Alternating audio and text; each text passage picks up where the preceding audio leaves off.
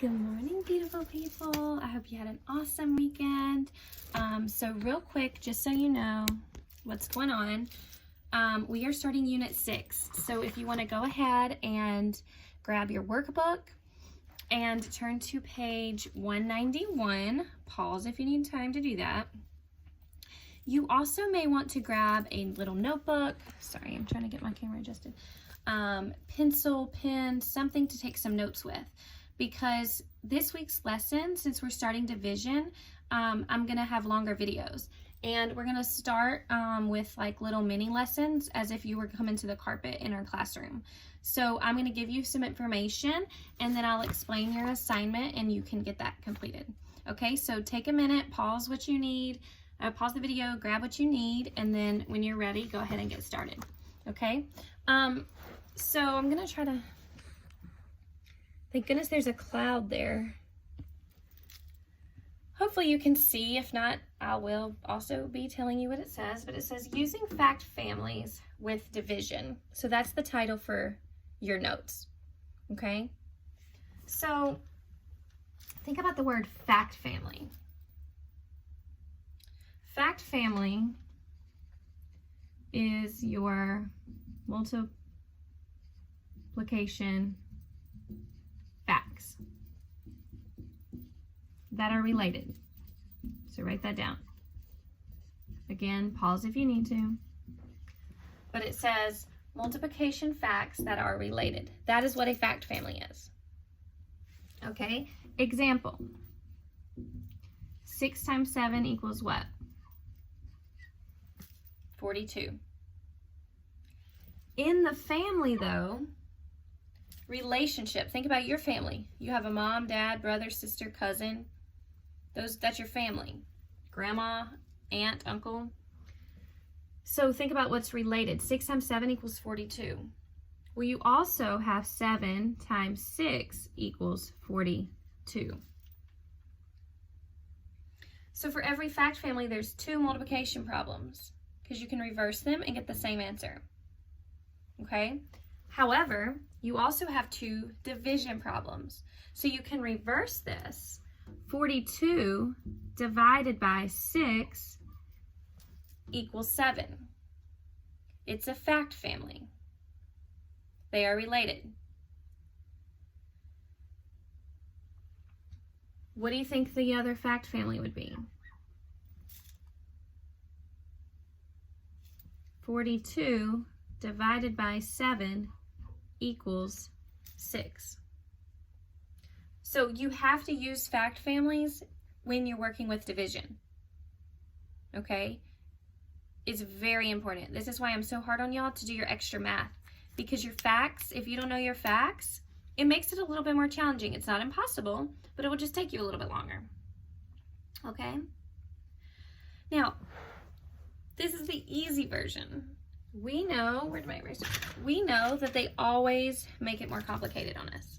So because you're in 4th grade, the numbers are going to be more challenging than just 6 times 7 equals 42. Okay, so if you need to pause to catch up with the notes, you can do that. But I'm going to go ahead and move on with the more challenging problems that you'll see.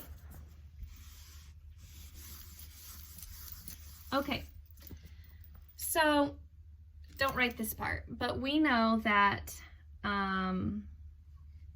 we've learned tricks this year with partial products that we could do 70 times 80 is 7 times 8 is 56, and then we could add 2 zeros. Okay, remember that from when we did like, say we broke up 73 times 82, right? And we would do 7 times 8 is 56, but we have to add 2 zeros. Remember this? Okay, so this is kind of what we're going to be dealing with, larger numbers. Okay, so thinking of numbers in tens and hundreds. For example, if you had a problem that was 8 times something equals 160. 8 times something equals 160. Well, you have to think, what is the fact? We know 8 times something equals 16. What times 8 equals 16? 2. However, we are asking for 160, so they've added a 10 to this. They've added a 0. So what do we need to do to our 2? We need to add a 0. So 8 times 20 equals 160. Does that make sense? We have to use the basic fact, 8 times 2 equals 16, to figure out what would be 8 times something equals 160. So for this fact family, and you should be writing these, the other multiplication problem would be 20 times 8 equals 160. What would be the division problems? 160 divided by 8 equals 20. 160 divided by 20 equals 8. So larger numbers have fact families too. And you have to use the little fact family of 8 times 2 equals 16 to help you figure this out.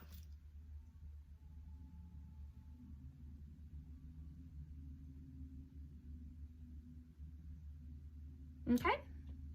That's what you're going to be working with today. So, I'm going to do number 1 with you. So if you want to get out your book and turn to number 1. It says, write a basic division fact and extended division fact for each fact triangle. So for example, we know the basic fact for 24, I have a pen, divided by 8 is what? 3. Which means the extended fact, the fact of adding tens and hundreds to it, would be 240 divided by 8 equals 30. So that's what you're working with today. You're taking the basic fact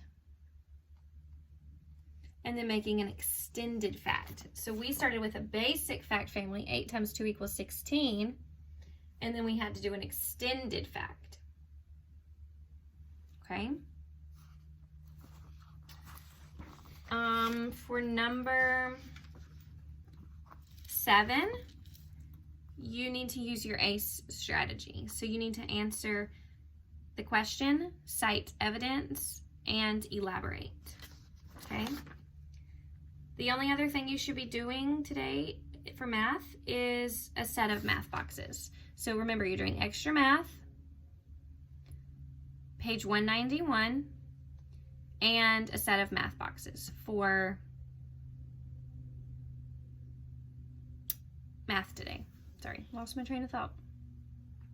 All right, love you guys. I miss you. I hope you're having a great time. I hope you're able to enjoy time with your families. I know there's a lot going on right now, but you're doing an awesome job keeping up with your work, okay? All right, see you later.